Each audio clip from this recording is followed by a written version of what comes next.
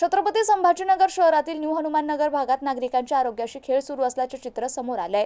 या परिसरातील काही गल्ल्यांमध्ये नळातून थेट दूषित ड्रेनेजचं पाणी येत असल्याने नागरिकांमध्ये चिंतेचं वातावरण निर्माण झालंय.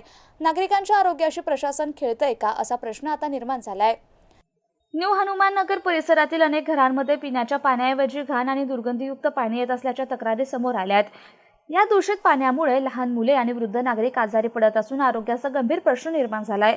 यामुळे नागरिकांना रोजच्या जीवनात मोठ्या अडचणींचा सामना करावा लागतोय. विशेष म्हणजे या प्रभागात भाजप आणि शिवसेनेचे प्रत्येकी 2 नगरसेवक असून उपमहापौर राजेंद्र जंजाळ देखील याच भागामध्ये प्रतिनिधित्व करतात.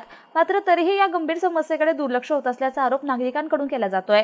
वारंवार तक्रार करूनही प्रशासनाकडून कोणतीही ठोस कारवाई होत नसल्याने नागरिकांकडून संताप व्यक्त केला जातोय.